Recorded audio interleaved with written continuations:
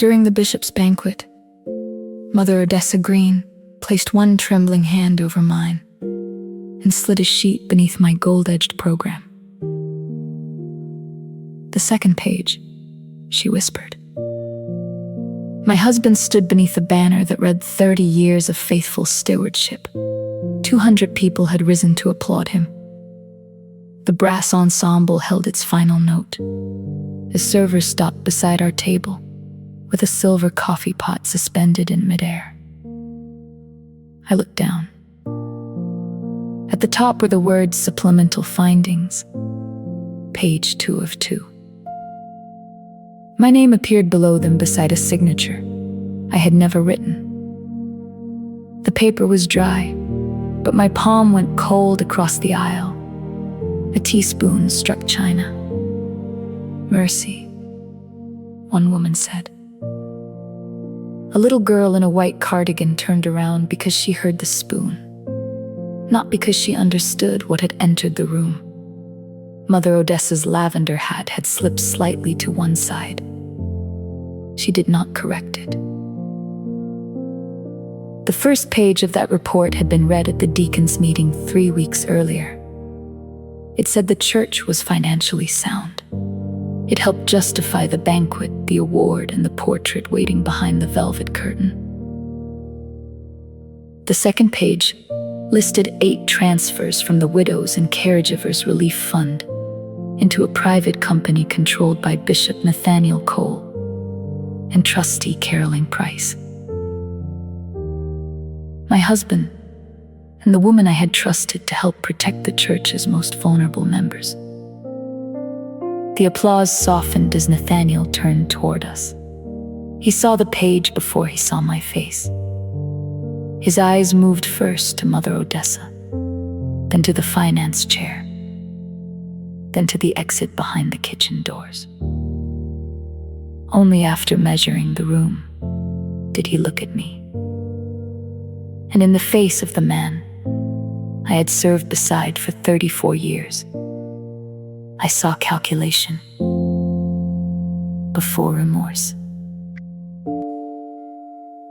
Greater Promise Missionary Baptist Church began in a rented storefront between a pharmacy and a laundromat, with 43 folding chairs and a baptismal robe that never fully dried between Sundays. Nathaniel preached. I counted the offering. He had the voice people remembered. I kept memory from becoming dead, writing receipts after prayer meeting and calling vendors during choir rehearsal. People later said Nathaniel built Greater Promise through faith that was true, but incomplete faith had worn many shoes there. Sometimes it stood behind the pulpit. Sometimes it carried pans through the kitchen door. Sometimes it balanced a ledger after everyone else had gone home. I had studied bookkeeping before ministry consumed our lives. Numbers made sense because they could be questioned without becoming offended. If a column did not balance, the answer was not to pray against division. The answer was to find the incorrect entry. During our early years, Nathaniel called me his steady eye. After regional responsibilities made him Bishop Cole, I became his steady presence. It sounded like honor slowly. It removed my expertise and praised only my endurance. By then, I directed women's ministries in the relief closet. Yet I no longer received full financial packets. Carolyn Price, a retired bank manager and my closest friend on the trustee board, said the new systems required executive oversight. I believed her because she had sat beside me through funerals, prayer circles, and 20 years of women's conferences. What I wanted was not control. I wanted every widow who placed $5 in an envelope to know her trust had not been treated as small. But somewhere along the way, I accepted being thanked instead of being informed. A woman can be publicly honored, while privately removed from every decision that gives her work meaning. The Widows and Caregivers Relief Fund. began after Sister Leona Matthews came to Tuesday prayer in the same winter coat for 3 weeks, because the heat in her apartment had been disconnected. She never asked for money. She asked us to pray that the cold would stop worsening her arthritis. After service, 4 women placed cash on the church kitchen counter by Friday. We had restored her heat and filled her pantry. I asked the trustees to create a permanent fund so women would not have to reveal every humiliation before receiving care. Nathaniel supported it from the pulpit. Carolyn designed the account. I required 2 approvals for each request, no public announcements, and no pastor deciding alone who deserved help. For 18 years, the fund paid light bills, bought bus passes, replaced appliances, and covered funeral clothes. The amounts were small. Their effect was not. Every first Sunday, a wooden box marked "Care Without Questions" sat near the ministry room. Retired teachers folded $10 bills into it. Nurses slipped in checks after night shifts. Church mothers contributed from fixed incomes and refused recognition. When Nathaniel proposed buying an abandoned conference property, I understood the vision. He imagined retreats and summer programs. But the denominational board declined approval. The roof required replacement. The title had liens, and the projected income depended on events that did not exist. Nathaniel called their decision timid. They have forgotten what faith looks like before the evidence arrives, he told the trustees in the fellowship hall. I asked what account would carry the deposit. He smiled in the patient way he used when a reasonable question threatened his authority. We are not moving without approval, he said. I am only asking people not to bury vision under fear. The room turned toward me. That was when I began confusing isolation with correction, when a powerful person frames accountability as unbelief. A careful woman may start defending her faith instead of examining his decision. After that meeting, financial language changed around me. Expenses became seed, debt became capacity. Private decisions became executive stewardship. Whenever I asked for details, Nathaniel reminded me how many people depended on his ability to lead without being second-guessed. He did not shout. He placed my questions beside the possibility of church failure, until silence felt like service. Carolyn helped him. You know how men at that level have to move? She told me in the finance room while the praise team rehearsed down the hall. Church money can wait for a committee, I said. No restricted money is being touched. Nathaniel is arranging private backing.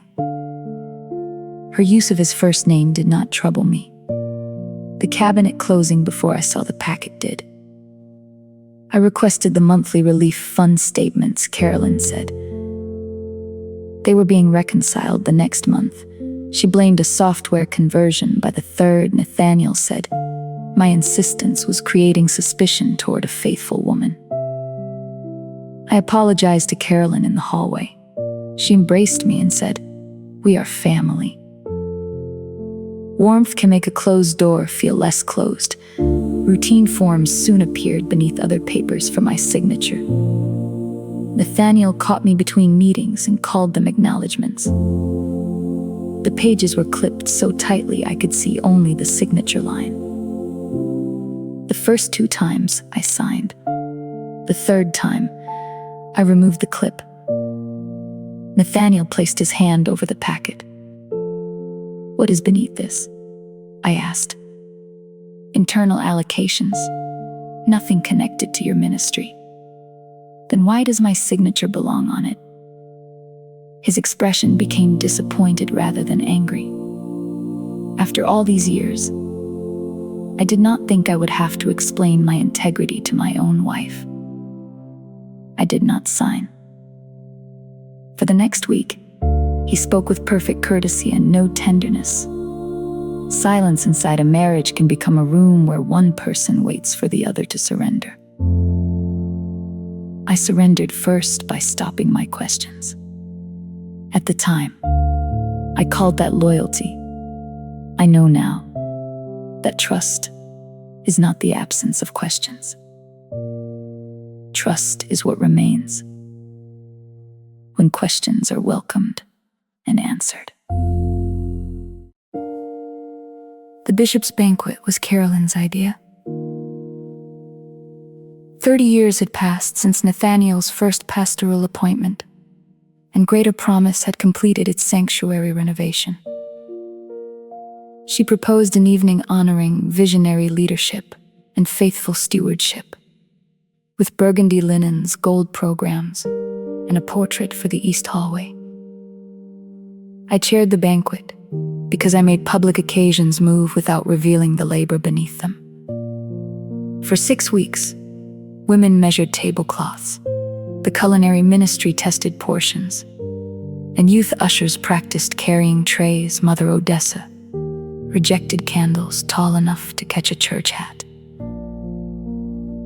Nathaniel moved through preparations, receiving gratitude. He kissed my forehead before volunteers and told them no bishop had ever been more blessed by a wife. Public affection becomes confusing when private partnership has disappeared. It gives everyone else evidence against what you feel. The committee needed financial assurance before signing final contracts. Carolyn brought what she called a 2-page review from an outside consultant. At the deacons' meeting, she distributed only one.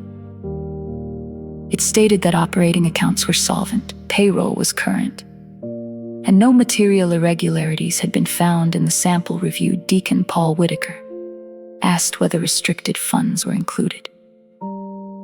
All relevant accounts were considered, Carolyn said. Nathaniel looked at me. Does that give you peace? The question was gentle enough to sound loving and public enough to make honesty expensive. It gives me information, I said. He smiled. My wife has always loved precise language.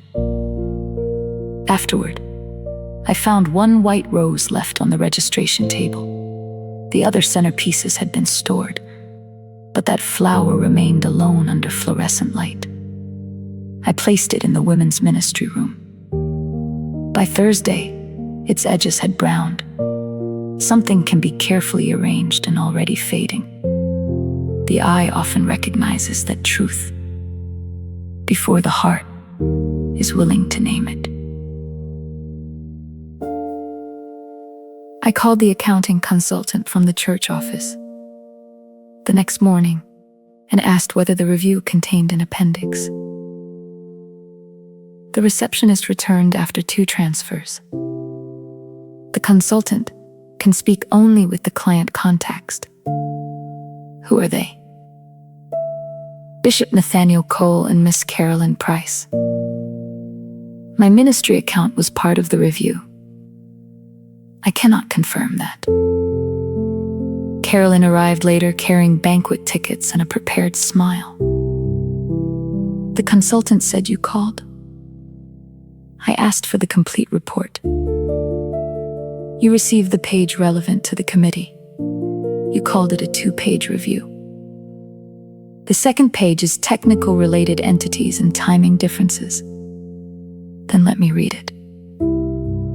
Her hands stopped for one moment. I saw fear. Then she sighed. This anniversary is emotional for you. A woman can be made to doubt herself without anyone denying the facts. Sometimes they describe her desire for facts as a symptom. Was money transferred from the relief fund? I asked. No restricted money was lost. That is not what I asked. No one stole from widows.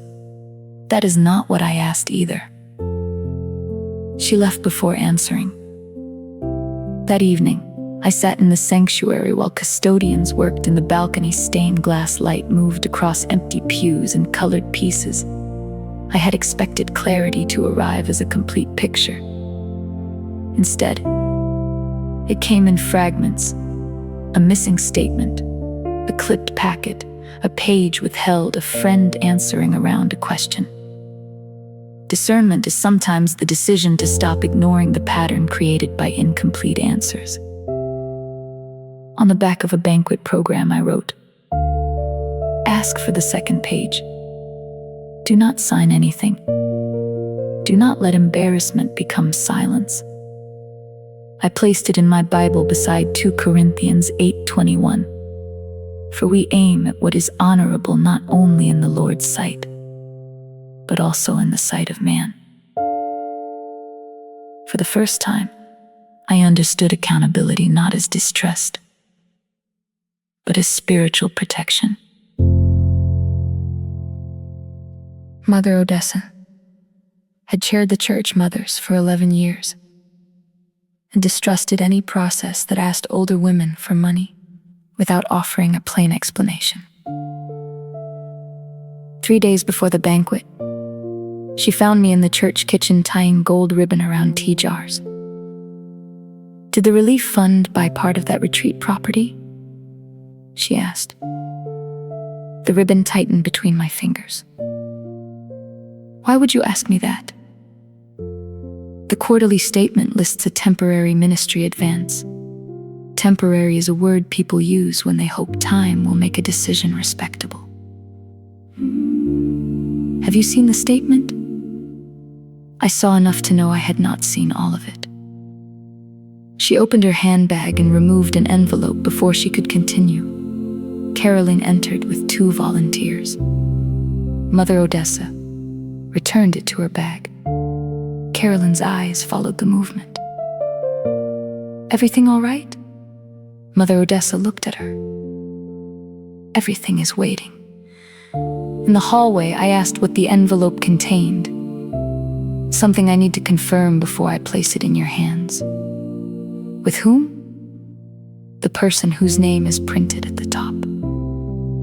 I wanted the envelope then, but I respected that she would not turn suspicion into accusation because I was frightened. "Will you tell Nathaniel?" "I will tell the truth to whoever is present when the truth is ready." She touched my wrist.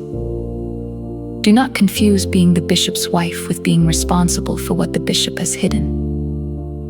Women married to public men are often treated as both uninformed and responsible. We are excluded from decisions, then judged as though our silence approved them." "I should have kept asking," I said. "You should have been answered." At the end of the hall, morning light reached the open banquet doors, but stopped before the darker corridor where we stood.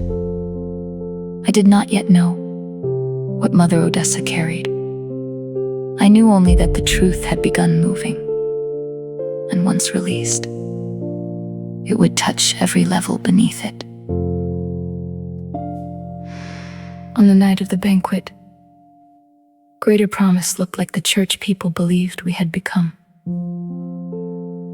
Gold light warmed the fellowship hall. Burgundy cloth covered every table. The senior choir wore black, and the mothers entered in lavender and cream. Nathaniel's portrait waited behind a velvet curtain. I sat at the head table between my husband and Carolyn. The first hour passed through prayer, dinner, and memories of the storefront years. Those memories were true. Nathaniel had done real good. Harm does not become imaginary because the person responsible has also been useful. After dessert, the Master of Ceremonies invited everyone to stand for the Legacy of Faithful Stewardship Award. Mother Odessa approached our table. Carolyn whispered, "This is not the time." Mother Odessa answered, "That is what people say when time has been serving them." Then she placed one trembling hand over mine and slid a sheet beneath my program. "The second page," she whispered. The consultant had identified 8 transfers totaling $184,000 from the Widows and Caregivers Relief Fund into Covenant Renewal Holdings, LLC. The company had purchased the conference property after the denomination rejected the deal. The ownership line named Nathaniel Cole 60% and Carolyn Price 40%. Below it, the consultant noted that the transfers had been authorized using 2 scanned signatures, Carolyn's and mine. I had never approved them. A final paragraph warned that page 1 should not be circulated alone, because doing so would materially misrepresent the review. The truth was not a mansion or a secret vacation. It was more ordinary, and therefore easier to justify. Nathaniel had taken money given for immediate care and placed it into a private project he believed would eventually prove him right. He had converted trust into capital. Carolyn leaned toward me. The funds are secured by the property. Nothing has been lost. Why is my signature there? Nathaniel's hand closed around the table edge. We can discuss this in the office. The brass ensemble finished applause filled the hall. A teaspoon struck china. Mercy, a woman said. Nathaniel's eyes moved first to Mother Odessa, then to the finance chair, then to the kitchen exit. Only after measuring the room did he look at me. I saw calculation before remorse. The master of ceremonies lifted the award. I rose before he could speak. Here I did not seize the microphone. I walked to the platform and asked for it. The room settled slowly. Youth ushers stood near the walls with trays held against their uniforms. Behind me, the velvet curtain still covered Nathaniel's portrait. I have been asked to present this award, I said. Before I do, the church needs the complete report on which this celebration was approved. Nathaniel came to the platform. This is an internal matter. So was the relief fund. I asked Deacon Whitaker whether he had received page 2. His face answered first. No, ma'am. I handed him the sheet. Carolyn stood. That document is being misinterpreted. The money is an advance to a ministry asset. An asset owned by whom? Mother Odessa asked. Deacon Whitaker read the ownership line, the transfer total, and the warning against circulating page 1 alone. A murmur moved through the hall without becoming chaos. One woman reached for the widow beside her. The donors understood what the numbers meant. Nathaniel said he had preserved an opportunity. The denomination lacked courage to support. The property will serve this church for generations. Why is it privately owned? I asked. Temporarily. Why is my signature on the authorization? He looked at Carolyn. That glance was the first public answer. Carolyn said, the scanner had processed routine approvals because I had been difficult to reach during banquet preparations. I had been in the church 6 days a week. Deacon Whitaker suspended the award, sealed the finance office, and called an emergency trustees meeting in the sanctuary. Nathaniel protested that such action would humiliate the church. His words clarified what I had misnamed for years. He was not most afraid that widows had been betrayed. He was afraid the betrayal had become visible. Communities often call exposure damaging because they measure harm by what outsiders can see. But the damage occurred when money moved, signatures were used, and questions were silenced. The banquet only stopped decorating it. I looked at the covered portrait. "Leave the curtain closed," I said. That was not revenge. It was the first honest decision of the evening. The emergency meeting began in the sanctuary at 10:15. Members filled the center pews. The mothers sat together on the left. The trustees occupied the front row, where Nathaniel usually sat during guest preaching. I chose a pew near the middle. For 34 years, my place beside him had been treated as part of the platform arrangement. That night, I needed to see the whole room. Deacon Whitaker, Sister Denise Holloway, a certified public accountant who taught Sunday school, and a denominational representative entered the finance room together. They returned with statement boxes, authorization forms, and the church laptop. The second page had not told everything. The relief fund had been used as collateral for a private loan. If the property missed payments, the restricted account could be frozen. Nathaniel and Carolyn planned to repay the money after selling naming rights and booking regional conferences. None of those contracts existed. My scanned signature had been copied from a legitimate grant acknowledgement signed 2 years earlier. It appeared on 6 authorization forms. 2 others carried initials shaped to resemble mine.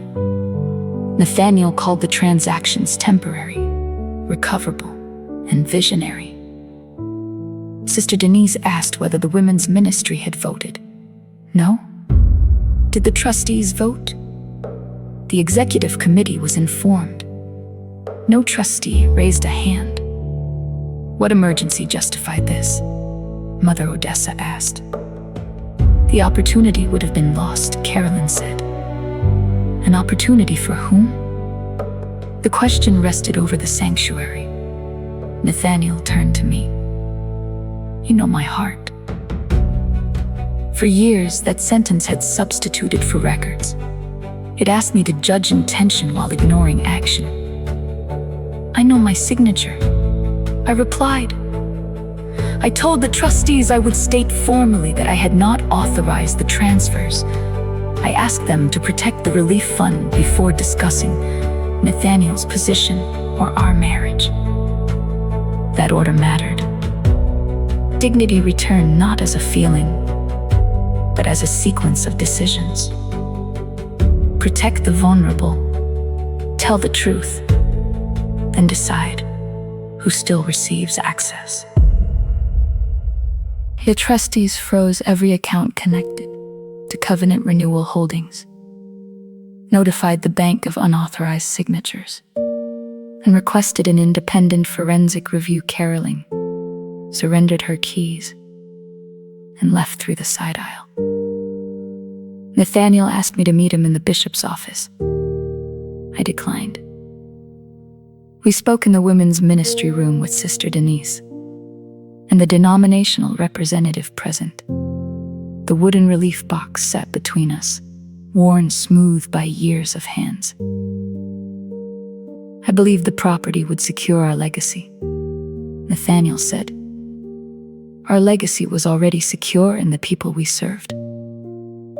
You do not understand what it takes to keep ministry growing. I understand what it takes to keep a widow's lights on. He admitted asking Carolyn to remove the second page.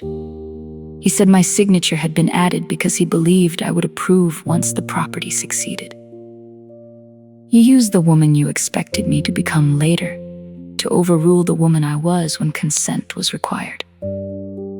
He began to answer, then stopped. That was the first useful silence he gave me. The forensic review found no personal luxuries. Some members used that fact to defend him. They said the money had gone toward ministry, not pleasure. But misuse does not become faithfulness because the intended destination sounds holy. The property was sold under supervised agreement to repay the restricted fund. Most principal returned, though legal cost remained.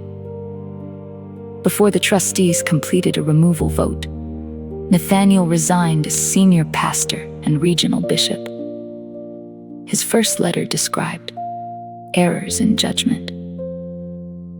The trustees required a corrected statement, naming the unauthorized transfers and signatures, before reading it to the congregation. He signed it. The church divided quietly. Some families left because they believed accountability dishonored a great man. Others left because they believed he had been protected too long. Most stayed and learned that remaining did not mean pretending. Consequence was not the collapse of Nathaniel's entire life. It was the loss of authority he had treated as permission. I did not celebrate. A fallen title cannot repay a light bill. Only truth, restitution, and change practice can begin that work. The women of greater promise responded. Before the institution found its balance, Mother Odessa sat beside me through every trustee's update. She brought tea and no questions about my marriage. Sister Denise spent 3 Saturdays rebuilding the relief fund records. She invited me to sit beside her at the computer. "These are your numbers too," she said. Each time my copied signature appeared, she marked it with a red tab and wrote "unravelized" in plain capital letters. She did not soften language to protect reputation. The culinary ministry covered groceries and transportation for 6 women, whose requests had been delayed by the account freeze. They delivered assistance in sealed envelopes after Bible study, without announcing recipients. Deaconess Marlene changed the lock on the ministry office and gave me the first key. No pastor, trustee, husband, or bishop enters financial records alone again, she said. A young usher named Tasha gathered the unused banquet programs.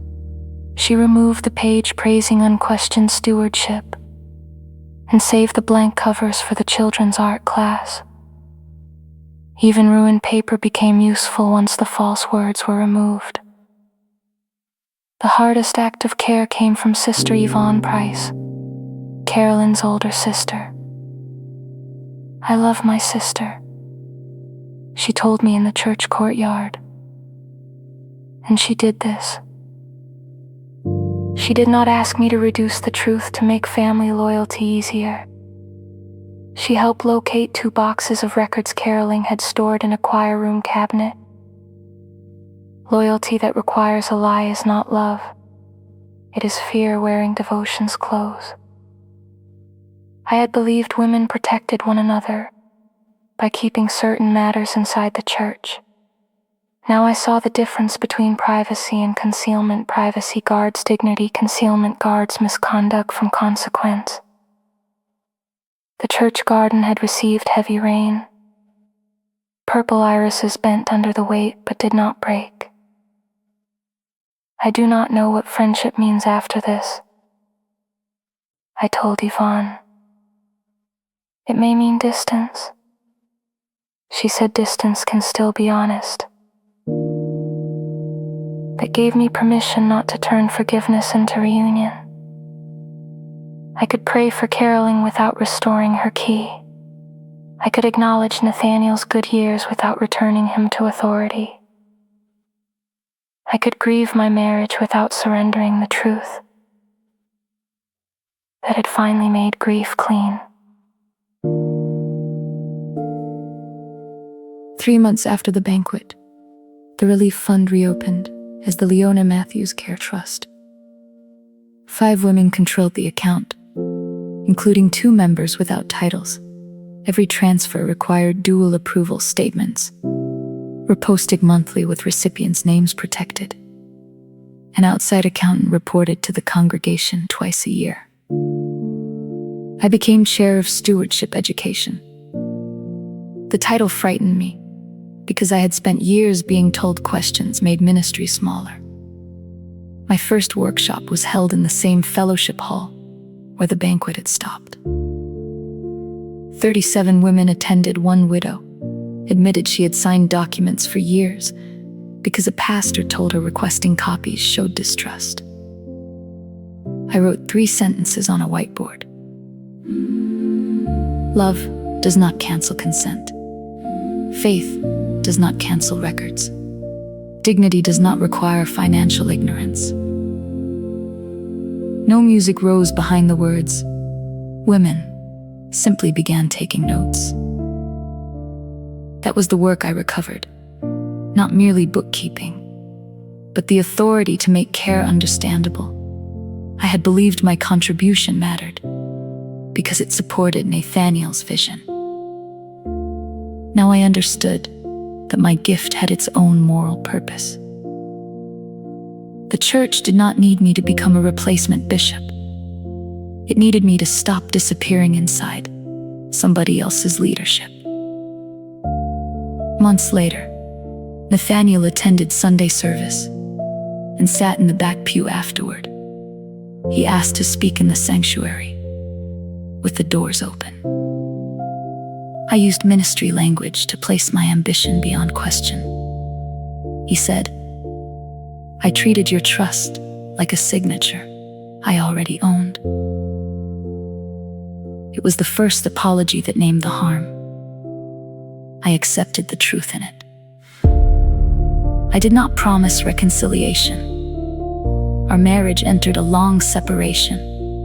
With counseling in the church family resource room, I stopped measuring healing by whether we would return to what we had been.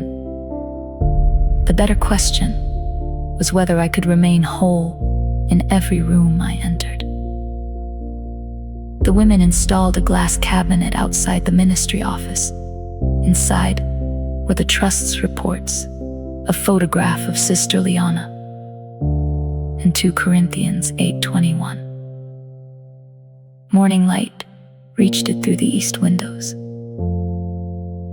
Nothing was hidden behind the first page anymore.